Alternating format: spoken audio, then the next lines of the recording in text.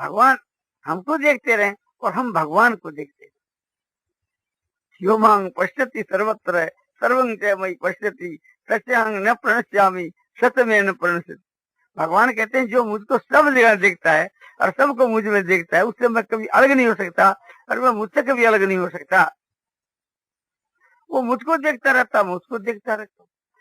परस्पर में दर्शन करने से थी एक समझो कि उत्तर आनंद ही आनंद अपने बढ़ता रहता है।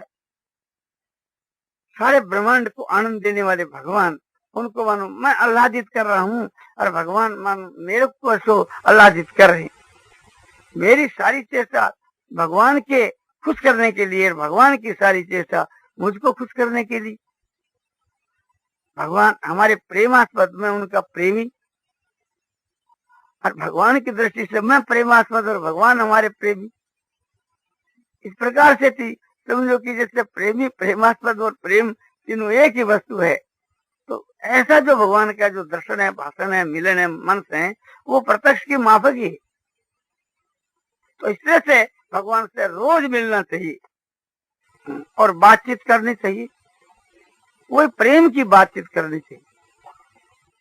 भगवान मुस्कुरा कर जब बोलते हैं समझो कि एकदम अपने आनंद की लहरें उठती।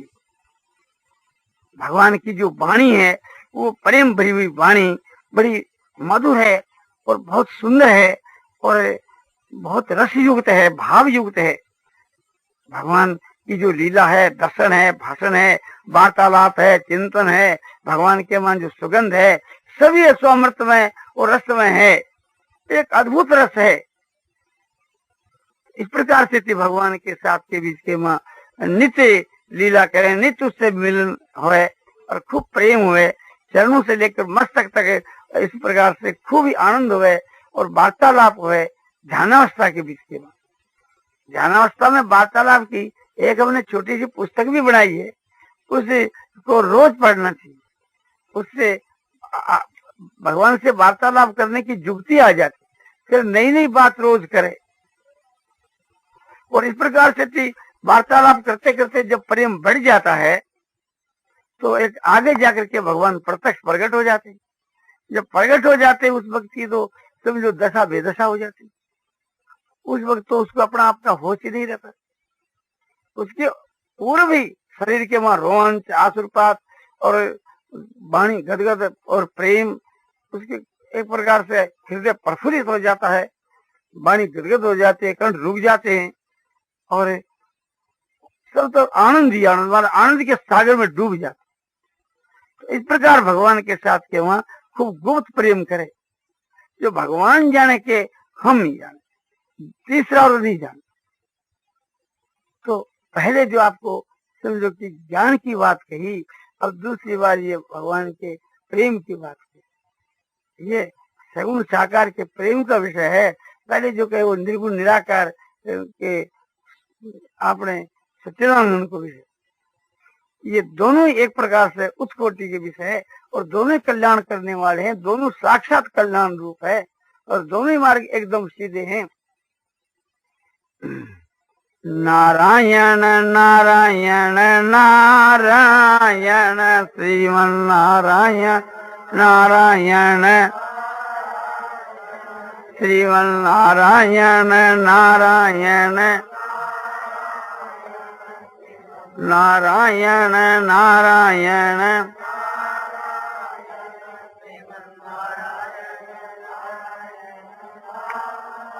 श्यावर रामचंद्र की जय, मोर मुकुट बंसी वाले की जय। भगवान जो है मनुष्य का शरीर देकर के और सब बात की सुविधा देकर के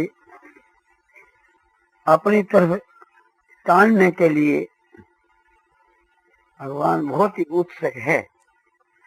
और फिर भी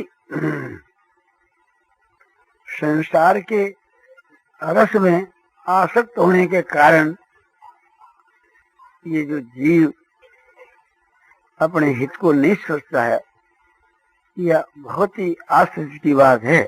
इसके पास में जो चीज है वो भगवान के लिए अर्पण करने से भगवान की प्राप्ति बहुत शीघ्र हो सके। जो चीज इसके पास नहीं है उसके लिए तो अर्पण करने की कोई बात कही नहीं जा सकती। जो चीज जिसके पास में है, जिसके पास में साधारण चीज है तो उसके लिए उतनी ही लाग है, पर अधिक है तो अधिक लाग है। मालगल जगात है। जैसे अपने पास में स्त्री है, पुत्र है, धन है, रुपया है, मकान है, शरीर है, शरीर के बीच के वहां बल है, बुद्धि है, तेज है, या जो भी कुछ एक प्रकार से योग्यता है, उतनी योग्यता से परमात्मा की प्राप्ति हो सकती है। या नहीं कि किसी दूसरे से कोई अपने सुधारी कोई चीज लानी पड़े। कोई के विवाह है लड़की को तो 2,000 रुपया तो अपने पास पूंजी वो लगा देंगे, किंतु लड़के वालों को 4,000 ही देना होगा, नहीं तो वो शादी नहीं करेगा, तो 2,000 रुपया और इकट्ठा करना पड़ेगा। ऐसी बात नहीं है, उससे काम चल जाएगा। तो जिसके पास में जितनी बुद्धि है वो उतनी बुद्धि परमात्मा में लगा देवे तो, और भगवान इससे अधिक की आशा नहीं कर और बात भी नहीं करते। और जिसमें जितनी शक्ति है अपने में वो भगवान के काम में लगा देवे तो भगवान की तरफ से कोई उजरदारी नहीं रहे। मनुष्य जो समझदार वह भी आशा नहीं करता। किसी आदमी को एक प्रकार से नौकर रखता है और उसमें जो बुद्धि और जो बल और जो कुछ उसमें शक्ति है वो यदि उसका दुरुपयोग नहीं करता है तो कोई भी समझदार महाजन उससे अधिक की आशा नहीं करता। किंतु जो चीज जिसके पास में है उसमें यदि कमकसपना करता है तो जरूर मालिक आपत्ति करता है। अपन किसी को गुमास्ता रखें और उसमें बुद्धि तो है किंतु मालिक के काम में लगाता नहीं, तो वो एक प्रकार से समझो कि बुद्धि चोर है। मन तो है किंतु मन लगा करके मालिक का काम नहीं करता, तो मालिक को वो बात पसंद नहीं आती। कभी मालिक उस पर खुश नहीं होता। शरीर में बल तो है किंतु हरामी आदमी है, पड़ा रहता है, एक प्रकार से बल का प्रयोग नहीं करता। समय तो हाथ में है किंतु समय वो चुराता है, तो समय चोर होने के कारण से मालिक खुश नहीं होता। और जो आदमी अपने पास जितना समय है उसको भी लगा देता है, अपने में जितनी समझ है उसको भी लगा देवे, अपने में जो एक प्रकार से जितनी बुद्धि है, तेज है, बल है, सब लगा दे रहे, तो फिर मालिक कहता भी आदमी तो नेक नामी है, इसके नीयत में बिल्कुल फर्क नहीं है, किंतु बेचारे की योग्यता नहीं है, तो क्या तो वो दया को पाते। तो भगवान भी देख लेते हैं कि इसको जो कुछ तुमने दिया सो तो हाजिर कर दिया, अब बेचारा का उपाय क्या है, इसको तंग करने से होगा क्या, चलो इसको मुक्त। तो भगवान उसको तुरंत मुक्त कर देते हैं। भगवान को क्या मनुष्यों को दया आ जाती है। तो संसार के बीच के वहां जो दंड होता है तो चोरों को ही, जो आपने समझो कि समय का चोर है, बुद्धि का चोर है, मन का चोर है, बल का चोर है, किसी भी प्रकार से वो चीज बचाता है तो उसकी रक्षा मुश्किल है। देखते हैं कि एक प्रकार से जो गईवाल हो जाता है या जो एक प्रकार से समझो कि ईशानी में चला जाता है, साल में छू लेता है और अपना सर्वस्व महाजनों के प्रति अर्पण कर देता है, तो कहता है कि हम लोगों से खटा करके परिश्रम करा करके अपना रुपया आप अदाई कर लो, और जो कुछ हमारे समझो कि पास के वहां रुपया है, जेवर है, मकान है, कोई भी चीज हमारे पास में आप देखो, 10 रुपया की भी आप हमारे पास में चीज देखो तो उसको आप ले लो। पहनने के वास्ते, लज्जा की रक्षा के वास्ते वस्त्र तो आप दोगे, रोटी खाने के लिए आप दोगे, नहीं तो एक प्रकार से न तो हम जी सकेंगे न और भविष्य में आपके ऋण से मुक्ति हो सकेंगे। तो कोई भी महाजन समझो कि चाहे क्रूर दृष्टि वाला ही हो, तंग नहीं करेगा। वो समझता है कि तंग तभी करता है कि इसके पास में रुपये है, छिपा कर रखता है, तभी वो तंग करता है। उसको पूरा विश्वास हो जावे कहते कि आप कि हम सब सर्वस्व अर्पण करते हैं और आप जैसे लिखाना चाहो लिखा लो, जिस प्रकार से आप चाहो, कहीं आप हमारी नाम की कोई चीज देख लो, बिना कुछ दखल कर लो। तो दूसरे लोग कहते हैं तुम इसको क्यों तंग करता है, तंग करके कैद तो कराएगा ना, और क्या करेगा, कैद कराओगा, खाने को देना पड़ेगा, उससे मिलेगा तो कुछ नहीं ना। तो उसके समझ में आ जाते है कि तंग करने से भी हमारा रुपया नहीं आएगा, तो उसको मौका देते कि अच्छा तुम रुपया रोजगार कर, हम तुम्हारे को और मदद करेंगे, तुम अपना खर्च चला करके और बाकी सब एक प्रकार से ऋण के प्रति अपने जमा दे दें। तो उसको भी एक प्रकार से मदद मिल जाती है। और महाजन लोग, मनुष्य लोग मदद दे देते हैं अपने उसको ऋण से मुक्त करने के लिए। तो भगवान इसको ऋण से मुक्त करने के वास्ते हर प्रकार से इसको मदद करने के वास्ते तैयार करें, किंतु चोर नहीं होना चाहिए, बदमाश नहीं होना चाहिए। जो चोर और जो बदमाश है उसको तो देखो सजा मिलेगी, जिसकी नीयत खराब है उसका दुनिया में कोई उपाय, उसको तो दंड होना ही चाहिए। तो वास्तव के बीच के हम लोगों को अपने नीयत साफ रखनी चाहिए, मन के भीतर का भाव अपना साफ करना चाहिए। किंतु ये बड़ी खराबी हो रही है कि हम लोगों के नीयत के बीच के वहाँ फर्क है। इतना जो विलम्ब हो रहा है उसका कारण यही और दूसरा कोई कारण नहीं है। तो इस वास्ते अब अपनी नीयत साफ कर करके और सब प्रकार से भगवान की हमको शरण होना चाहिए, हम लोगों को शरण होना चाहिए। और भगवान की शरण में कितना मजा है, कितना आनंद है। भगवान की जो शरण हो जाता है सब प्रकार से भगवान उसको अपनाते, सब प्रकार से समझो कि भगवान उसको मदद करते हैं उसको ऋण से मुक्त करने के लिए। इसीलिए यह बात है कि तमेव शरणं गच्छ सर्वभावेन भारत तत्प्रसादात् परां शांतिं स्थानं प्राप्स्यसि शाश्वतम्। अर्जुन तुम उस परमात्मा की शरण जा, सब प्रकार से, मन से, वाणी से, शरीर से, मन तन मन धन सब प्रकार से भगवान की शरण हो जावे। जो कुछ तुम्हारे अधिकार के बीच के मैं खुशी से हंसते हुए मालिक के प्रति समर्पण करना चाहिए। और वो मालिक की चीज, अपने कोई उसके मन समझो कि मालिक के ऊपर कुछ एहसान नहीं है, मालिक की चीज ही मालिक को समर्पण कर, बस मालिक की चीज मालिक के प्रति समर्पण करने के बाद के वहां और उसके उद्धार होने में कोई शंका की बात नहीं है। तो ये सब चीज दी हुई तो भगवान की है तो भगवान ही मालिक है। जैसे ऋणदाता जो है जो कुछ उससे वापिस लेता है तो कुछ 1 का 2 रुपया तो लेता ही नहीं और ब्याज की भी आशा नहीं करता। वो तो कहता है कि रुपये जब आठाना हो तो भी हम एक प्रकार से तुम्हारा खाता डेढ़ा कर सकते हैं, और सोना मिल गया तब तो मालिक बहुत खुश हो जाता है।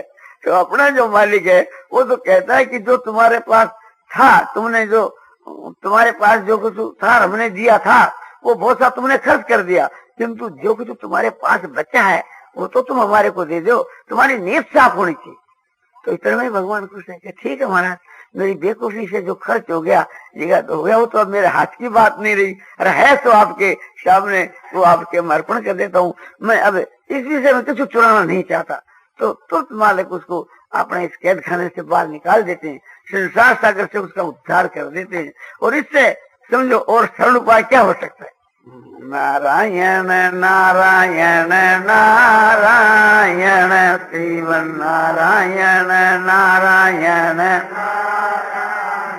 श्री वाले की जय। और ख्याल करना चाहिए कि जैसे हम एक प्रकार से साधन करते हैं और साधन करते करते एक प्रकार से सो जाते हैं, तो ये हमारा हरामीपन है, ये एक प्रकार से हमारी बेईमानी है। क्यों कि आप ख्याल करके देखो, जो आदमी मालिक का काम करता है और मालिक एक प्रकार से उसको ड्यूटी लगा दी कि तुम एक इस प्रकार से चौकसी करो, तुम एक प्रकार से यहाँ पहरा दो, और वो पहरा देता देता सोता है, तो मालिक उसको दंड नहीं देगा तो क्या करेगा। अरे तेरे को चौकीदारी के काम में बैठाया था, हमारा माल तो लूट जाएगा और तुम अपना सोता रहेगा, तो एक प्रकार से इसलिए तुम्हारे को नौकरी नहीं दी जाती। तो उसको सोना नहीं चाहिए, सावधान रहना चाहिए। दीदी कहे कि अपने नींद आती है तो नींद आती है तो कुर्सी पर क्यों बैठे रहो, खड़े हो जाओ, खड़ा होकर के पहरा दो, समझा। आराम की कुर्सी पर लेट कर पहरा दोगे तो नींद आवेगी उसको, तो तुम नींद को निमंत्रण देते हो कि तुम चलिए आओ। नींद का उसमें क्या दोष, दोष तो तुम्हारा है। तुमको एक प्रकार से मालिक का काम, मालिक को खुश करना है ना। इस प्रकार से थी हम एक एक खड़े होकर के जब ध्यान करें, नींद आवे तो फिर नींद नहीं आती। हम साधन करते, मालिक की नौकरी करते, और साधन करते करते हमारा मन सैल करता है, तो जाकर के एक प्रकार से दूसरा आदमी चुगली करेगा कि आपके अमुक आदमी जो पहरा देता है ना, वो तो फांकी देता है। समझो कि आपके वहाँ पहरे के ऊपर तो 1 घंटा बैठता है, और जब मौका देखता है उधर उधर के बीच के वो अपना सैल करता है। लाकर के मालिक पूछेगा नहीं कि तुम क्या करते हो, इसे आप एक प्रकार से पहरा देते। अरे पहरा कहाँ देते हो, हमारे पास तो शिकायत आती है तुम्हारी। हाँ, शिकार में पेशाब करने चला गया टट्टी जान। अरे टट्टी पेशाब के लिए मना नहीं कर, टट्टी पेशाब तो करने के लिए तुम जा सकते हो, किंतु तुम तो हमको फांकी देते हो, रात दिन एक प्रकार से इधर उधर घूमते हो। तो एक प्रकार से यह जो अपने मन के घूमने में जो एक सुख प्रतीत होता है, हम उसमें रस लेते हैं, उसमें आनंद का अनुभव करते हैं, वो एक प्रकार से हमारा निज का काम है। मालिक के काम का नुकसान करके इसको मालिक कैसे बर्दाश्त कर सकता है। तो इसलिए हमारा निजी जो काम है, व्यक्ति के जो निजी काम है, एक प्रकार से मालिक की नौकरी में से उस काम को निकालना, ये मालिक को बर्दाश्त नहीं हो सकता। ये तो मालिक के यहाँ से जवाब ही मिलेगा और क्या मिलेगा। तो हर एक प्रकार से थी हमको अपने तन से, मन से, धन से, सब प्रकार से थी मालिक की शरण होकर के और दिलचस्पी के साथ अपना काम करना चाहिए, अच्छी नीयत से काम करना चाहिए। हम ऐसा करें कि समझो कि तुम इतने समय तक ये काम कर दो, तो उस काम के बीच के वहां हमको एक दिल लगा करके तत्परता के साथ काम करना चाहिए। फिर आपने मालिक तुम्हारे को हर एक प्रकार की मदद देने के लिए तैयार, तुम्हारे जितने जो कसूर है उसको माफ करने के लिए तैयार। तुमने मालिक का जो धन है बहुत सा बर्बाद कर दिया, तो उसके लिए मालिक आपने तैयार है। किंतु अब भविष्य के वास्ते तो अपने सरलता के साथ में और अपने जो कुछ चीज बची हुई थी तो मालिक के समर्पण कर देनी चाहिए ना। नारायण नारायण नारायण श्रीमन नारायण नारायण नारायण।